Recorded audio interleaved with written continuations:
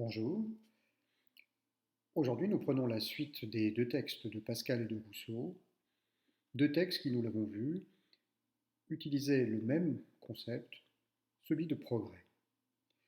Alors, ce concept était utilisé de façon différente pour les deux auteurs.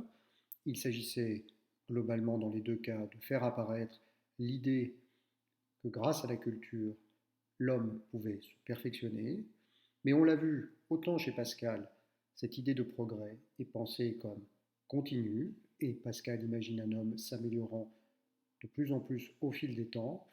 Inversement, Rousseau, lui, critique cette notion de progrès en montrant que l'humanité peut par moments se rabaisser et l'homme, nous disait-il, tomber plus bas que la bête.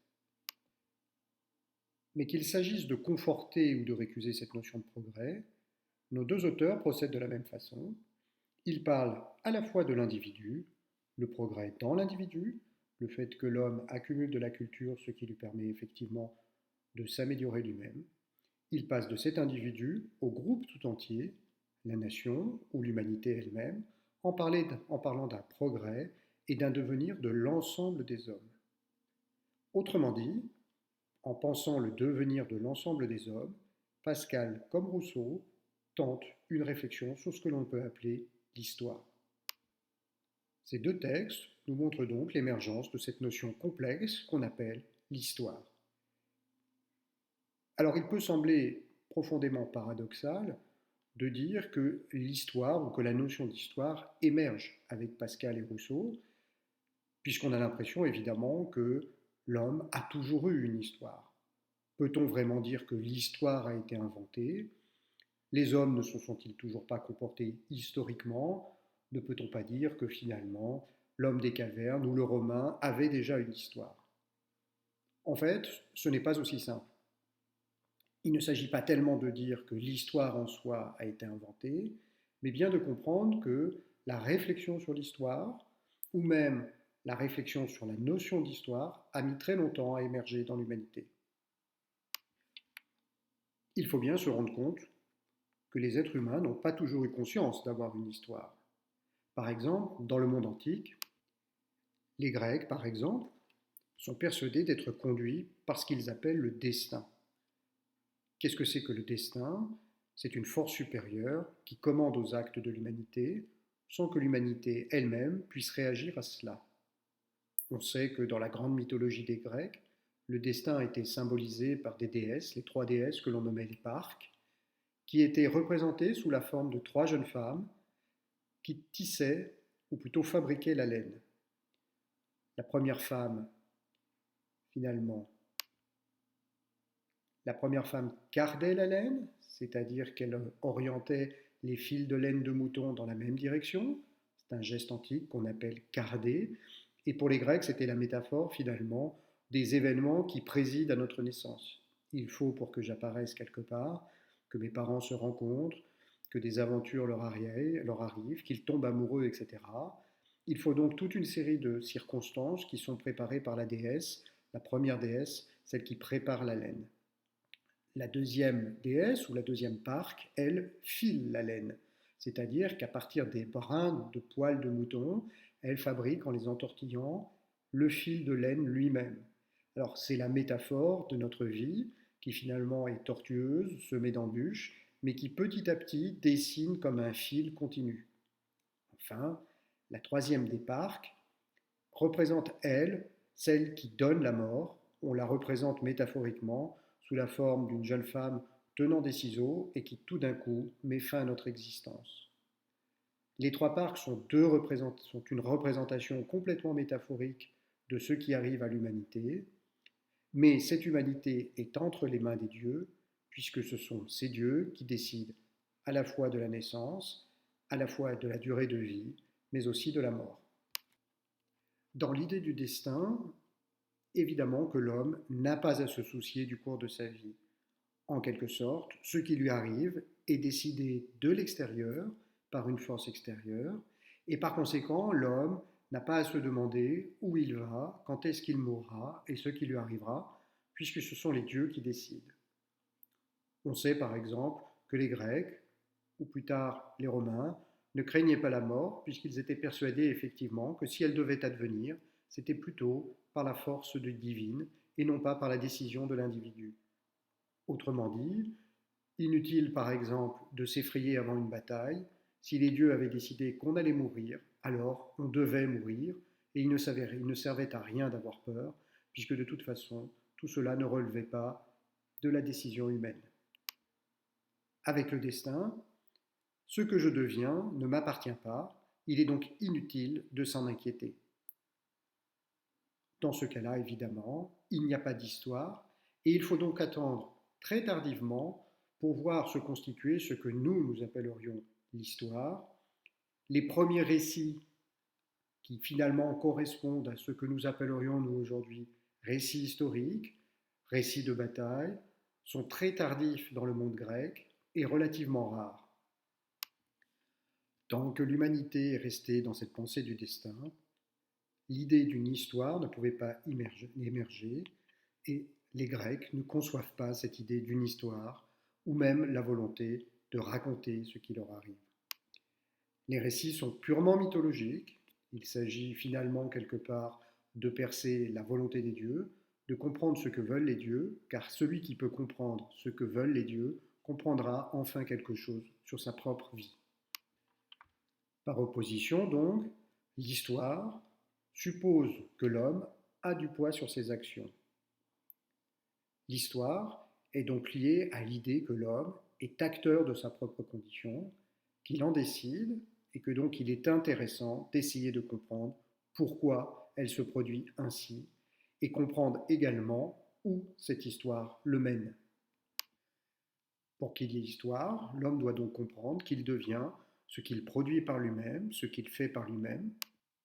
Et dans cette formule, devenir ce que je produis par moi-même, on reconnaît cette formule que nous avons déjà utilisée pour décrire la culture chez l'homme. Autrement dit, l'histoire est bien liée à la nature culturelle de l'homme. C'est parce que l'homme, finalement, peut se produire lui-même, parce qu'il est un être raisonnable qui réfléchit sur lui-même et se transforme lui-même, que finalement, il peut avoir une histoire et qu'il a une histoire. Je reproduis ici le schéma que nous avons déjà utilisé en cours, cette idée que grâce à la raison, l'homme peut réfléchir sur lui-même et donc se modifier lui-même, se transformer lui-même. C'est le mécanisme de la culture, prendre soin de la chose et la transformer. L'homme prend soin de lui-même et se transforme grâce à la raison. On comprend donc pourquoi cette question de l'histoire est liée profondément à la question de la culture et se trouve dans le même chapitre, et on va voir que cela implique aussi toute une série de conséquences sur la nature même de l'homme. L'homme est un être culturel, ce qui le rend différent des autres êtres dans la nature, nous l'avons vu précédemment, et nous allons voir que l'homme a une manière d'être justement dans le temps qui est particulière, qu'on appelle histoire, et qui est liée fondamentalement à d'autres aspects de son mode d'être que nous allons examiner maintenant. L'homme se distingue fondamentalement de toutes les autres choses, et nous allons établir ici toute une série de différences entre d'une part les choses du monde ordinaire, celles que nous croisons, la table, la chaise, la porte, la maison, voire dans certains cas les animaux les plus simples, et l'humanité elle-même. Les choses comme la table, la porte, finalement la maison elle-même, ou l'herbe, l'arbre, sont des choses soumises aux lois de la causalité du monde. S'appliquent sur elles, finalement, tous les effets physiques que nous connaissons, le poids, la dégradation des éléments extérieurs, la pluie, autant de phénomènes qui agissent sur les choses et qui peuvent à la limite les transformer. On le comprend bien, une table ou une chaise n'a pas la capacité à se transformer par elle-même, elle n'est même pas capable de mouvement, pas plus de réflexion. Alors évidemment, le cas des animaux est comme d'habitude à mi-chemin entre les deux. Les animaux les plus simples sont complètement soumis à des forces physiques. La bactérie, par exemple, n'est finalement qu'un ensemble qui répond à des stimulus et des réflexes. A l'inverse, chez les animaux les plus complexes, on le verra, il y a bien évidemment une certaine part de réflexivité, même si cette réflexivité ne va pas jusqu'à en faire des êtres complètement culturels comme l'homme. Ces choses du monde, donc, n'ont pas la capacité à se transformer. Elles sont là, identiques à elles-mêmes, et finalement ne changent que si l'action de choses extérieures, des lois physiques par exemple, viennent les modifier. En philosophie, on dit que ce sont des choses en soi, des choses en elles-mêmes, pour être plus précis. La chose en soi est cette chose qui repose en elle-même et qui ne peut se transformer par elle-même. A l'inverse, comme je ne cesse de le répéter, l'homme peut se changer par lui-même, c'est un être de culture, et la raison lui permet de prendre le contrôle sur lui-même. Rappelez-vous ce que nous avons dit, l'homme peut résister à ses pulsions, à ses instincts, il est maître de lui-même, et c'est ce qui fait sa différence. On ne dit donc pas de lui qu'il est une chose en soi, mais on parle de pour soi. L'homme est un pour soi, c'est-à-dire un être qui peut réfléchir sur lui-même, se transformer lui-même. Il agit pour lui-même, d'où cette expression étonnante de pour soi. Opposition en philosophie, chose en soi, être pour soi qui caractérise l'homme. L'homme a donc un mode particulier d'être, il n'est pas une chose, il est un pour soi, il se transforme sans cesse en se pensant. Ce mode d'être particulier de l'homme s'appelle l'existence. Alors ce mot est un mot courant qu'on utilise souvent à tort. Dire d'un homme qu'il existe, c'est dire précisément qu'il est capable de se changer lui-même et de se transformer, et cela n'est vrai que de l'homme. Étymologiquement, le mot d'existence vient du latin ex sistare, qui signifie se tenir en permanence hors de soi. Qu'est-ce que cela veut dire? Cela veut dire que l'homme, en permanence, cesse d'être lui-même pour se transformer en autre chose. Dès lors que je réfléchis sur moi-même, sur ma condition, je peux choisir d'être autrement. Je ne suis pas maintenant tel que je serai dans 15 minutes, 20 minutes ou tout au long de ma vie. Je suis en personne en permanence, différent à moi-même. Par exemple, je me suis levé ce matin dans une humeur qui peut être bonne ou mauvaise. Entre-temps, j'ai réfléchi à cette condition et je peux avoir décidé d'en changer, de devenir de meilleure humeur, comme je peux avoir changé au sens où je suis devenu encore plus de mauvaise humeur, une humeur exécrable, mais en tout cas, je ne suis jamais, jamais tout à fait le même. Aucun déterminisme et aucune force ne pèsent sur moi, même à la limite. Si je suis né garçon, je peux me vouloir femme, je peux donc même renverser ma propre nature ou ma biologie, je peux me tenir radicalement hors de ma nature d'origine, c'est cela, exister. Attention, dans la langue française, on distingue rarement les deux mots vie et existence. Pourtant, philosophiquement, il convient bien de distinguer les deux. La vie est un processus biologique qui se produit aussi bien dans les plantes que dans les animaux, que dans l'homme. Ma vie, c'est finalement mon corps, en tant qu'il a un cœur qui bat, des nerfs qui fonctionnent, un cerveau lui aussi fonctionnant. Ce n'est pas la même chose que de parler de mon existence. L'existence, c'est ma capacité à justement, précisément, décider de ce que cette vie va devenir, de la modifier sans cesse, de modifier mon propre corps, de modifier ce que ce corps devenait, de modifier tout, finalement, toutes les conditions qui pesaient. On peut donc parler de vie pour les animaux, on peut parler de vie pour les végétaux, on peut parler de vie pour mon corps, mais concernant l'homme, pour décrire la manière dont, au jour le jour, il se transforme et se change, il vaut mieux employer le terme d'existence. Il est plus précis de dire que vas-tu faire de ton existence, finalement pour dire je vais avoir mon baccalauréat, je vais engager des études supérieures, je vais faire ceci ou cela. Car bien évidemment, cela ne dépend pas ni de ma vie biologique, ni de causes physiques, mais bien exclusivement de ce que je voudrais faire de ma vie. On le voit dans ce résumé, les choses, la table, la porte, etc., l'arbre, les choses sont, et c'est pour ça qu'on dit qu'elles sont des êtres en soi. L'homme, par opposition, a une existence, il est un être pour soi. Et c'est aussi parce que l'homme est un être qui existe qu'on peut dire de lui qu'il est libre. Je vous renvoie par là au chapitre sur la liberté que je vous ai distribué. L'idée d'un être libre, c'est l'idée d'un être qui échappe sans cesse à sa condition. L'homme, en réfléchissant sur lui-même, par ce processus de raison, peut en permanence se transformer, choisir d'être autrement, refuser ses instincts et ses pulsions, ce qui lui donne ce caractère de liberté. Toujours concernant cette liberté, c'est pour cela qu'on doit refuser aux choses l'idée même de liberté. Il ne viendrait à l'idée à personne de dire que la table est libre. Pas plus pour le végétal, l'arbre n'est pas libre. Pour l'animal, On peut avoir une discussion, mais dans la mesure où, en grande partie, l'animal est finalement commandé par ses instincts, tenu par ses instincts, on dit principalement que l'animal n'est pas libre. Il n'y a que chez certains animaux du genre complexe, les mammifères les plus complexes comme le dauphin, le chat, le chien, finalement on trouve une certaine frange de liberté, par exemple dans l'activité de jeu ou dans des comportements complexes, par exemple chez le chimpanzé, la construction d'objets techniques complexes. Si on fait une synthèse, on voit donc que grâce à sa raison, l'homme peut réfléchir sur lui-même, ce qui lui donne donc deux caractéristiques. L'homme est un être culturel qui se transforme, qui transforme ce qu'il est. Et ensuite, comme nous venons de le voir, l'homme est un être particulier dans la nature. Il n'est pas comme les autres choses en soi, mais il est pour soi, et on peut dire aussi qu'il existe. Mais puisque tout cela est lié au travail de la raison, comme l'homme est un être de raison, au fur et à mesure qu'il produit sa propre transformation de lui-même par lui-même, l'homme peut s'en rendre compte par la raison. L'homme se rend compte qu'il est en train de se changer lui-même et il peut donner du sens à cette transformation. Je réfléchis donc et me transforme, et en me transformant, je peux réfléchir à cette transformation.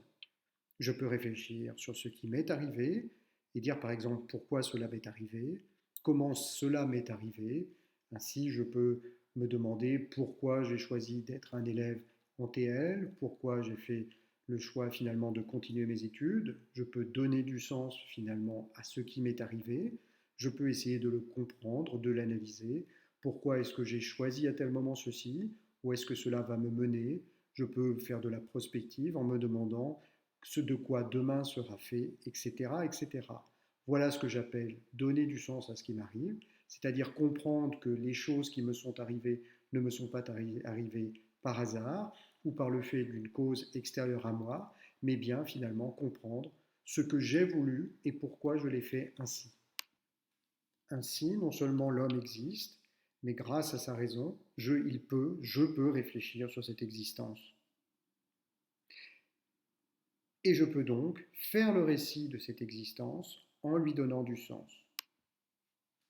Je suis capable de réfléchir sur tout ce qui m'arrive et donner du sens à ce qui m'arrive.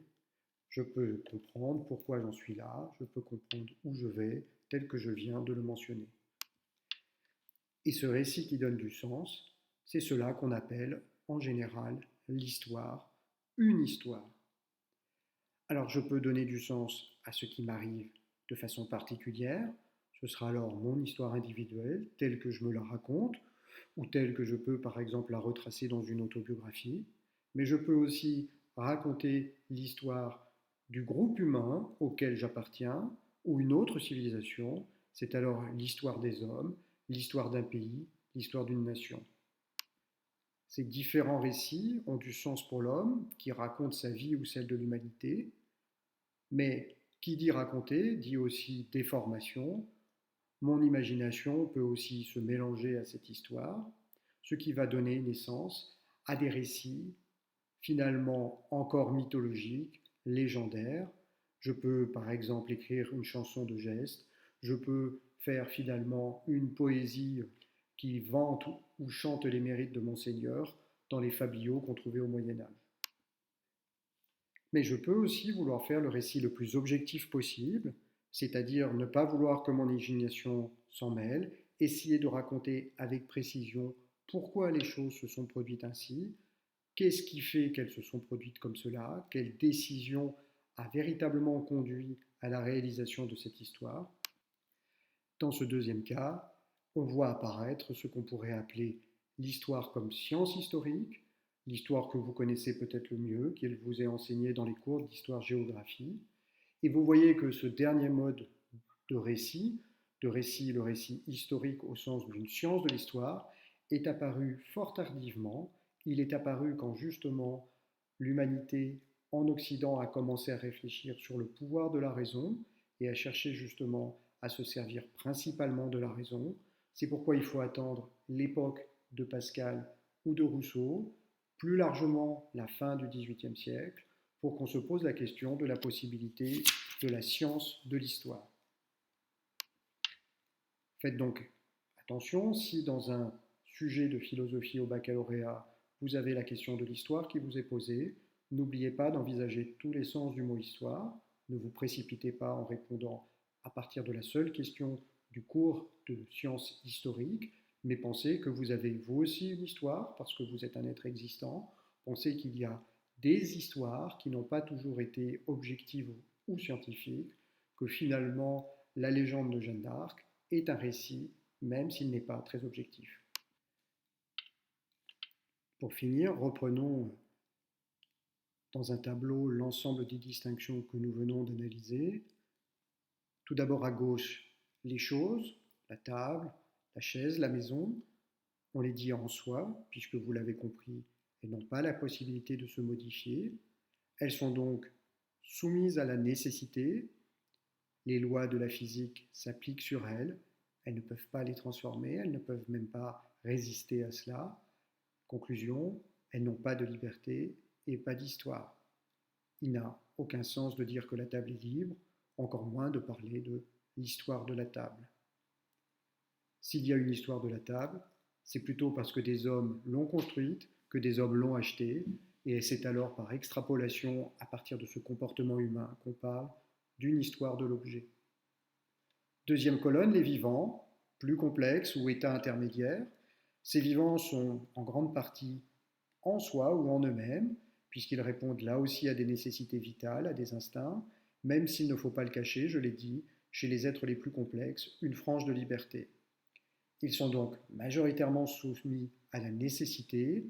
On ne peut pas parler là encore de liberté, et comme vous le savez grâce au cours sur le vivant, on parle chez le vivant d'une évolution. Ne confondons pas l'évolution et l'histoire, puisque dans l'évolution, vous le savez maintenant, nous avons étudié Darwin, l'animal ne se transforme pas par lui-même, ce n'est pas un processus culturel. Dans l'évolution, l'animal finalement est transformé par la nature, ou plutôt les animaux les moins adaptés disparaissent dans la nature, ce qui fait que petit à petit, les espèces se transforment, mais elles ne se transforment pas par elles-mêmes, elles se transforment du fait de ce que Darwin appelle la sélection naturelle. Ce n'est pas un processus interne aux animaux, c'est un processus finalement où la nature agit contre l'animal, et donc ce n'est pas effectivement une histoire, mais bien ce qu'on a choisi d'appeler une évolution. Il faut donc parler de l'évolution des animaux et non pas de leur histoire. Ce dernier terme ne vaut que pour la troisième colonne, pour l'homme. On l'a compris, l'homme est un être pour soi, il se change lui-même, il est capable de se transformer par l'action de sa raison. C'est pourquoi on parle d'un règne de la liberté, je vous renvoie au cours sur la liberté exprimant une contingence. Je vous rappelle que la contingence, c'est cette modalité dans laquelle on peut être comme ceci ou tout à fait autrement. C'est bien ce qui caractérise la liberté. Du jour au lendemain, je peux choisir d'être comme ceci ou complètement autrement. Et donc, pour caractériser ce processus, l'homme se transforme par lui-même, il est un être de culture, et le récit que fait l'homme de cette transformation de lui-même, en lui donnant du sens, c'est cela qu'on appelle l'histoire.